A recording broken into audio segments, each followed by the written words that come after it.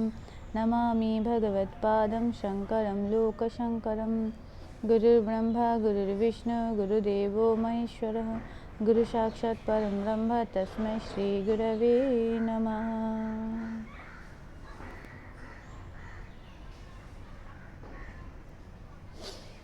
हरि ओम।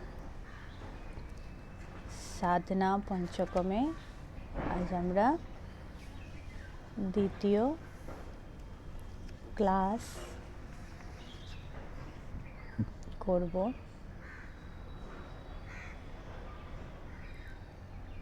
কালকে আমরা খুব সুন্দর গ্রন্থের পরিচয় করলাম আর গ্রন্থতে লেখা যে প্রথম শ্লোকের প্রথম উপদেশ আমরা কাল দেখেছিলাম। साधना पंचकम। साधना पंचकम is last work of आदि गुरु शंकराचार्य जी। শেষ কাজ ওনার যখন উনি ডিসাইড করলেন কে I am done, I played my role।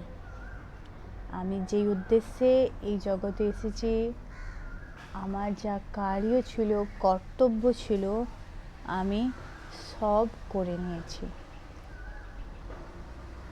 After এত কিছু গ্রন্থ লেখার পর, ভাষ্য লেখার পর, উপনিষদের ভাষ্য, বিষ্ণু সহস্রনামের ভাষ্য, প্রস্থানত্রয় আর ব্রহ্মা বিষ্ণু মহেশ ভগবানের স্তুতি, তাদের সম্বন্ধে গ্রন্থ, তারপর কোনো দেবীরা বাকি রাখে না।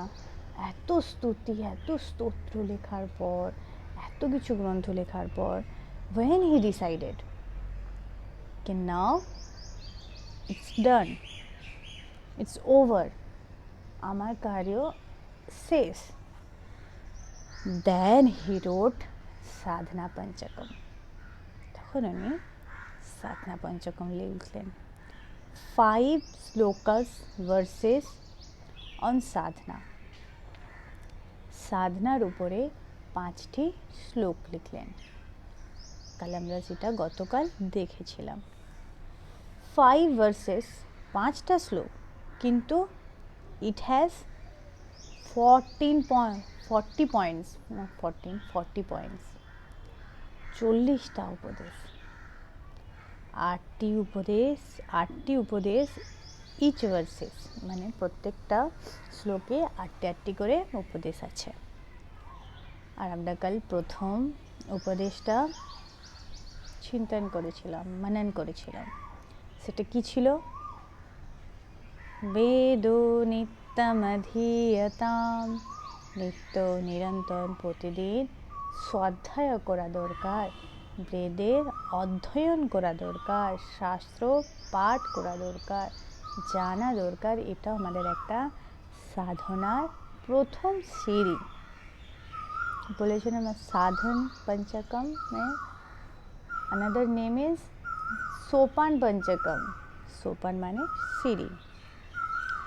तो আমরা একসাথে আজকে আবার শ্লোকটা আগে পাঠ করব, তারপর দ্বিতীয় সোপানে যাব। বেদো নিত্যমধীয়তাম তদুদিতম কর্মসনুষ্ঠীয়তাম তেনে সস্য বিধীয়তাম अपचिते কাম্যে মতিস্ত্যজ্যতাম পাপোগ পরিঘূয়তাম ভবসুখে দোষো অনুসন্ধিয়তাম আত্মেচ্ছা ব্যবসীয়তাম নিজ গৃহাৎ তূর্ণম বিনির্গম্যতাম। এই শ্লোক স্তোত্রমালা করে এক বই আছে আমাদের, সেই বইয়ে সাধনা পঞ্চকম বলে স্তোত্র আছে। তো ক্লাসের সময় স্তোত্রমালা বই খুললে যারা অনলাইনে দেখছেন তারা বুঝতে পারবেন যে আমরা এক্স্যাক্টলি কোনটা আমরা পড়ছি।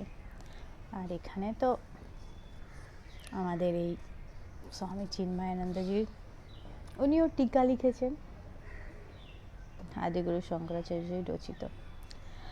তো প্রথম উপদেশ ছিল বেদের নিত্য অধ্যয়ন করা। দ্বিতীয় উপদেশ হচ্ছে তদুদিতম কর্ম সনুষ্ঠিয়তম, মানে তদুদিত, তৎ তাতে, অর্থাৎ বেদে যা আছে, উদিতম যা বলা হয়েছে, উদিতম বলা হয়েছে সেই অনুযায়ী, কর্ম নিজের কর্ম, সনুষ্ঠিয়তম মানে নিজের কর্মকে অনুষ্ঠান করো, সেইভাবে করো। এবার কেন? দেখুন, প্রথম সিঁড়ি হলো নিত্য নিরন্তর শাস্ত্রের অধ্যয়ন করা দরকার। এবারে নেক্সট স্টেপস বলছে শাস্ত্রে যে বিধি, যে নিষেধ যেগুলো আছে, যেগুলো বলে গেছেন, সেই অনুযায়ী নিজের জীবনে কর্ম করো। কেন? দেখুন, একজন সাধক, আমি যদি রোজ নিত্য স্বাধ্যায় করছি, অধ্যয়ন করছি শাস্ত্রের, আর খুব গভীরভাবে তাকে আমি বৌদ্ধিকভাবে চিন্তন করছি, এটা কেবল পর্যাপ্ত নয় যে এটা করলেই আমার হয়ে যাবে, না। আমি যখন শাস্ত্র অধ্যয়ন করছি তখন আমার মধ্যে একটা পরোক্ষ বৌদ্ধিক রূপে তো আমার একটা জ্ঞান আসছে, বিধি নিষেধ। শাস্ত্র আমাদের কি বলছে, কি শেখাচ্ছে? ধর্ম শেখাচ্ছে। অ্যান্ড হোয়াট ইজ দ্য ধর্ম? ধর্ম মানে কি? বিধি আর নিষেধ, ডুজ অ্যান্ড ডোন্ট, কি করা উচিত, কি করা উচিত নয়, সেটা আমাদেরকে ধর্ম শিখে ধর্ম বলা হয়। আর ধর্ম সম্বন্ধে শাস্ত্র আমাদেরকে শেখাচ্ছেন। এরপরে যখন আমি নিত্য নিরন্তর ওটা অধ্যয়ন করে শাস্ত্রের সিদ্ধান্তগুলোকে জানছি, আর যখন সাধক এই শাস্ত্রের সিদ্ধান্ত অনুযায়ী নিজের জীবনকে তখন অ্যাপ্লাই করতে হবে, নিজের জীবনযাপনকে সেই শাস্ত্রের সিদ্ধান্ত অনুযায়ী তাকে বাঁচা দরকার, জীবনযাপন করার দরকার। অ্যান্ড দরকার কেন, করতে হবে, তবেই তো সে একদম কর্তব্য অকর্তব্য দুই কর্ম প্রকার আছে, কর্ম অকর্ম, কর্তব্য কর্ম আর একটা কি নিষিদ্ধ কর্ম। নিত্য কর্ম, কর্মের অনেক ভাগ আছে, পরে পরে আমরা দেখব। তো আমি যখন আমি যেই আশ্রমে আছি, সেই আশ্রম, আশ্রম মানে এখানে চার আশ্রমের কথা বলা হয়েছে না, বর্ণ আশ্রম, ব্রহ্মচর্য, গৃহস্থ আর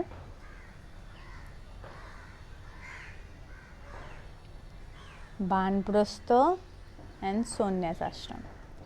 চারটে আশ্রমে আমি যেই আশ্রমে আছি সেই আশ্রমের আমার কর্তব্য কর্ম আছে, বিধি নিষেধ আছে। তো যখন আমি আমার শাস্ত্র অনুযায়ী আমার কর্তব্য কর্ম করব, তখন আমি সেই কর্ম আমাকে অকর্ম হচ্ছে না, কুকর্ম হচ্ছে না, কারণ শাস্ত্রে বলা আছে সেই কর্ম আমি করছি। আর এই যে উপনিষদে আমরা শুনেছি অনেক মুনি ঋষি দ্বারা, তারাও এই জীবন বিধান নেতে নিষ্ঠাপূর্বক তারাও স্বীকার করে গেছেন, তারাও সেইভাবে জীবনযাপন করেছেন, আর তারা আমাদেরকেও করতে দিয়েছেন, করতে বলেছেন। তো আমাদেরকেও সেইভাবে জীবনযাপন করতে হবে, জীবিত হবে। আপনি যেই ক্ষেত্রেই থাকুন না কেন, হয় আপনি টিচার, আপনি ডক্টর, আপনি ইঞ্জিনিয়ার, আপনি কৃষি ফার্মার, আপনি শিক্ষক শিক্ষিকা, আদারওয়াইজ আপনি ক্রিকেটের ক্ষেত্রে, যেই ক্ষেত্রেই থাকুক না কেন, আপনার একটা কিছু নিয়ম আছে। আর সাবধানীপূর্বক সংযমের সাথে সেই নির্দেশকে বারবার মেনে চলার জন্য আমাদেরকে নির্দেশ দেয়া হয়। কেন? বাড়ির 5টা লোক, 5টা লোক যদি নিজের বানানো সিদ্ধান্ত, নিজের বানানো রুলস নিয়মে 5 রকম আলাদাভাবে চলে, তাহলে কি সেই পরিবার সুপরিবার হয়ে উঠবে? বাড়িতে পিতা যদি বলে তার ছেলেকে যে আমি আর পয়সা আমার রোজগার করব না, ছেলে 5 বছরে, ছেলেকে বলে তুই যা রোজগার করতে আর আমি পড়াশোনা করব। যে যার ক্ষেত্র, যে যার কাজ তাকে নিজেকে করতে। ছেলে যাচ্ছে পয়সা কামাতে, বাবা যাচ্ছে স্কুলে। মা বলে আমি রান্না বান্না করব না, আমি বসে বসে আমার পাঠ, রামায়ণ এসব পাঠ করব আর মালা জপ করব, আদারওয়াইজ টিভি দেখব, আর শাশুড়ি মা রান্না করুক। এগুলো বিপরীত ধারণা, উল্টো ধারণা। এটা তখন কি আর নিজের ক্ষেত্রে নিজের কর্ম না করলে কি হয়? মন্দ বুদ্ধি, এটাই বলা হয়। তখন বলছে তাই শাস্ত্রতে যা লেখা রয়েছে সেই হিসাবে আমাদের কর্ম করা দরকার, কর্ম করতে হবে। তখন তুমি কর্মের দ্বারাও তোমার কর্ম কি হয়ে যায়? কর্ম যোগ হয়ে উঠবে। এই যে জগৎটা কি আসলে? বিষয়কে দেখছি, উদ্বেগ করছে আর বিচার। এই বিষয়, উদ্বেগ আর বিচার, এই 3টে জিনিস নিয়ে জগৎ। এই জগতের মধ্যে মন বুদ্ধি আমাদেরকে বিক্ষেপ করে। এই জিনিস থেকে, বিষয় দেখে মন বুদ্ধি বিক্ষেপ হয়ে যাবে, চঞ্চল হয়ে যাবে, উদ্বেগ করবে।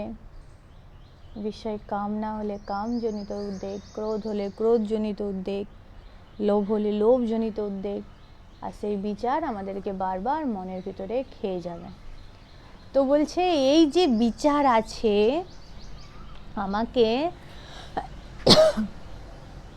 এই বিচার আমাকে উদ্বেগ করছে আর বিক্ষেপ তো করবেই জগতে থাকলে।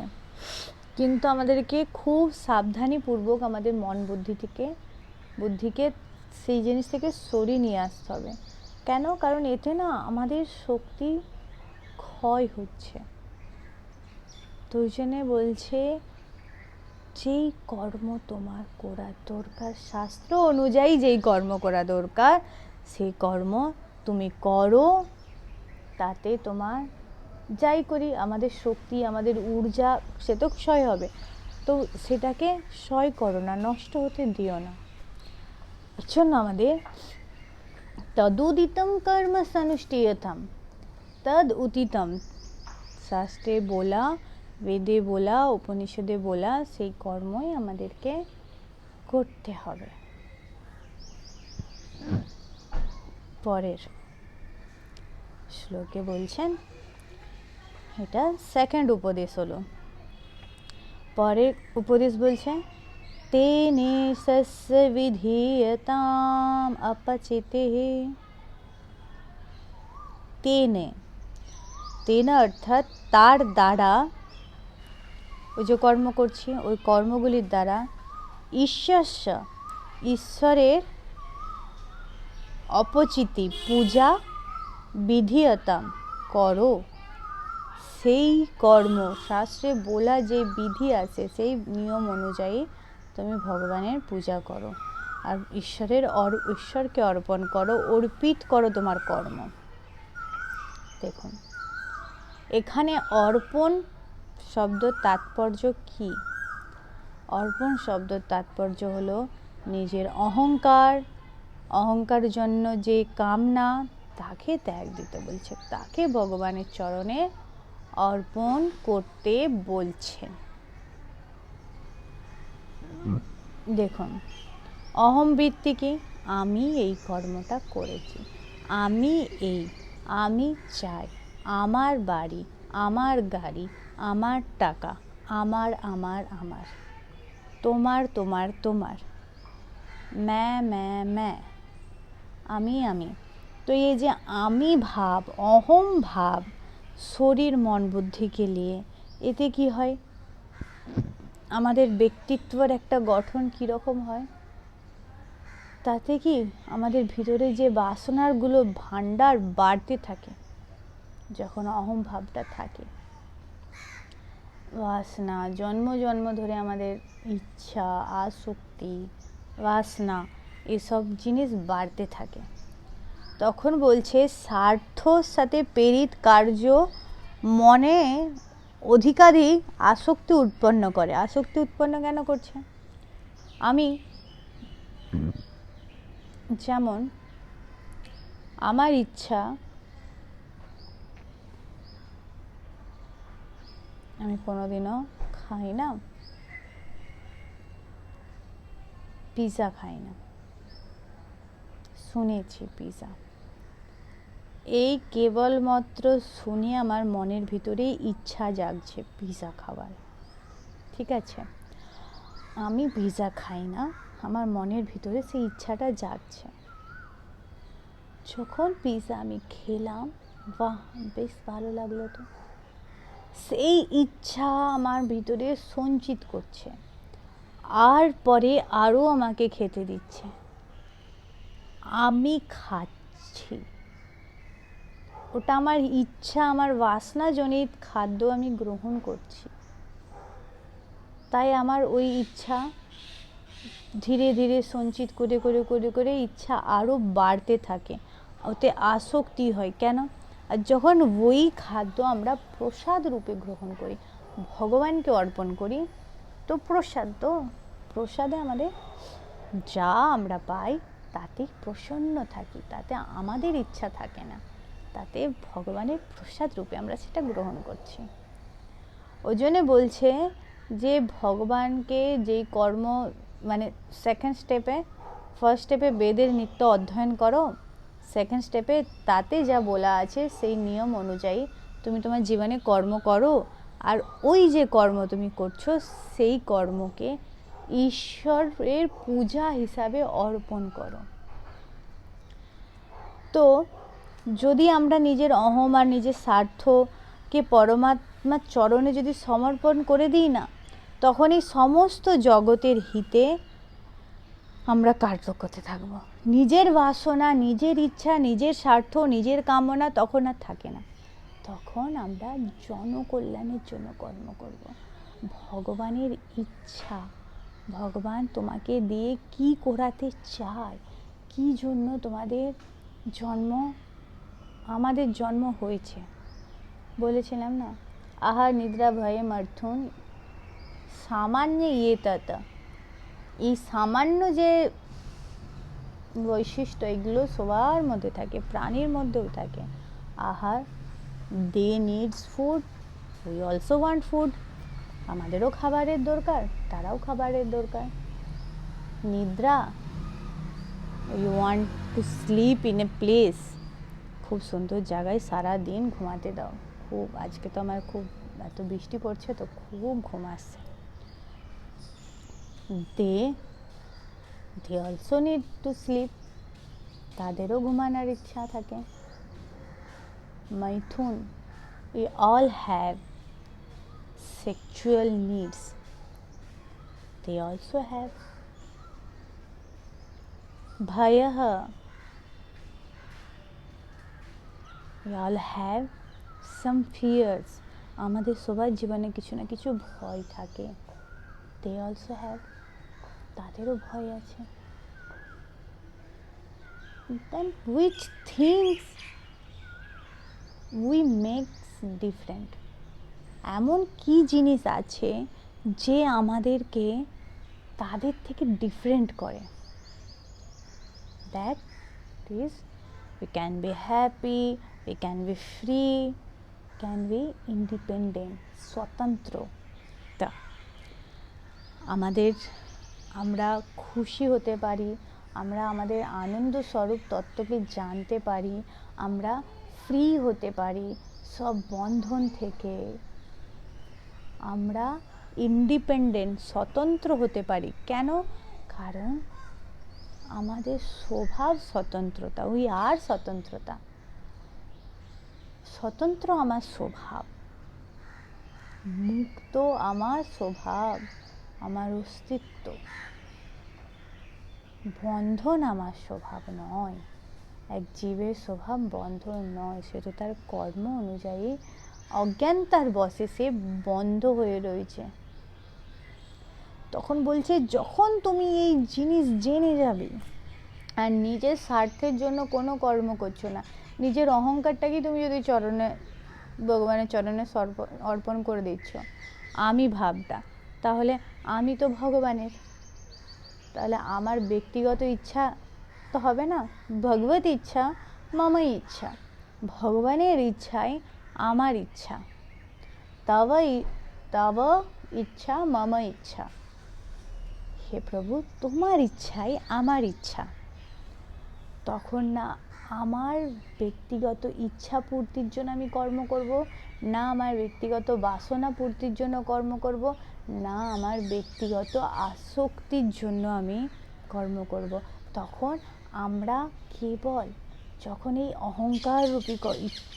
অহংকার জন্য আমাদের কামনা, আমাদের অহংকারটাকেই, এখানে অহংকার মানে লৌকিক অহংকার নেই, দেখতে পেয়েছিল অহংকার, এখানে অহংকার মানে কি শরীর, মন, বুদ্ধি, আমি, অহম ভাব, সেই ভাবটাকে যখন আমি ভগবানকে অর্পণ করে দিচ্ছি, তখন সব কিছু ভগবানের।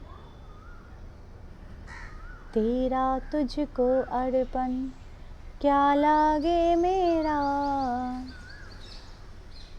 तेरा है, ये शरीर भी तेरा है, ये तन मन सब कुछ तेरे को अर्पण है। তোকে অর্পণ, সবই যদি তোর, আমার কি? ওই জন্য বলছি যখন এই সব কিছু আমি অর্পণ করে দিচ্ছি, তখন আমার কর্ম কেবল শাস্ত্র অনুযায়ী যা লেখা রয়েছে, কেবল ভগবানের ইচ্ছাই আমার কর্ম হবে, জনকল্যাণের জন্য আমার এই কর্ম হবে। এই যে বড় বড় মহান ঋষি, গুরু, আমাদের গুরুদেব, সে তার ইচ্ছার জন্য কর্ম করেন, কত গ্রন্থের পর গ্রন্থ লিখে গেছেন, লিখছেন, গুরু পরম্পরারা লিখছেন, কার জন্য? আমাদের জনকল্যাণের জন্য, আমাদের হিতের জন্য লিখেছেন। তারা যা করছে, প্রত্যেক সাধু মহাত্মা, সাধক যারা সংসার ত্যাগ দিয়ে এক উচ্চ আদর্শের লক্ষ্যের জন্য কর্ম করছে, তারা নিজের ইচ্ছার কোনো কর্ম হয় না তাদের, তাদের ভগবান তাদেরকে যেই দিকে নিয়ে চলে সেই দিকেই যায়। আমি কোথা থেকে কোথায় এসেছি আর কাদের কাছে এই পড়া আমরা পড়ছি, এটাই এক।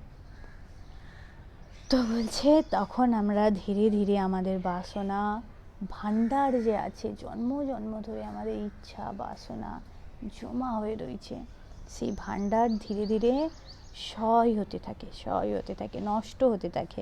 আর আমাদের ভিতরে আন্তরিক এক ব্যক্তিত্ব, সেই ব্যক্তিত্ব, বন্ধন কোথায়? বন্ধন বাইরে তো নয়, বন্ধন আমার নিজের ভিতরে।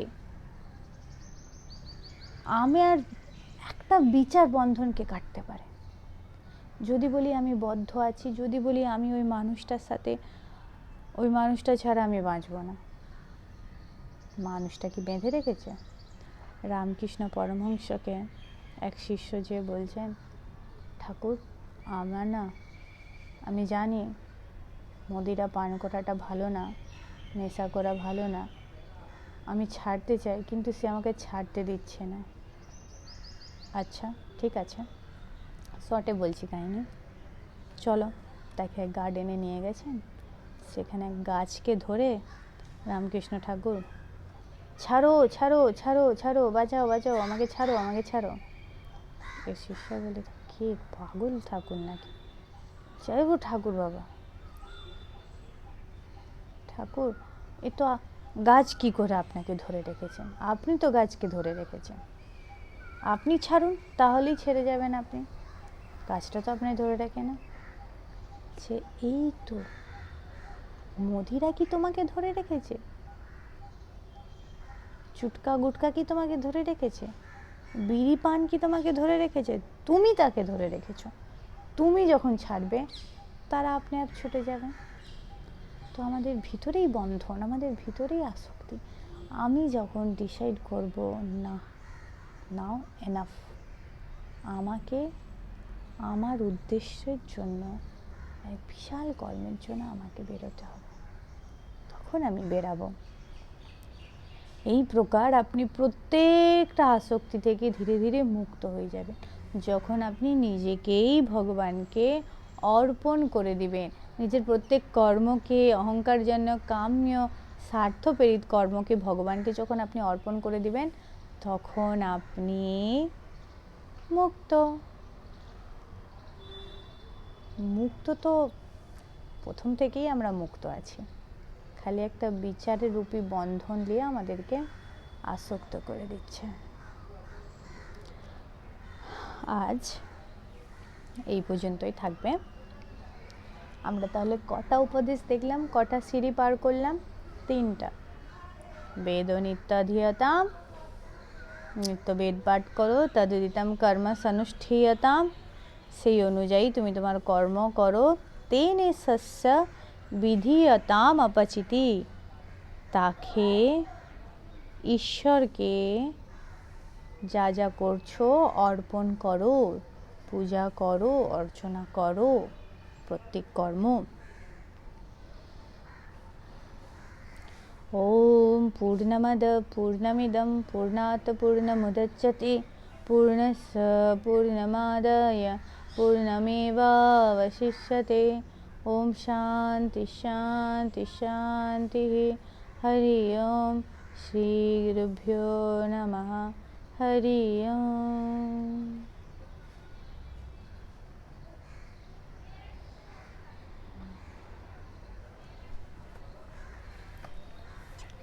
রাম রাম রাম রাম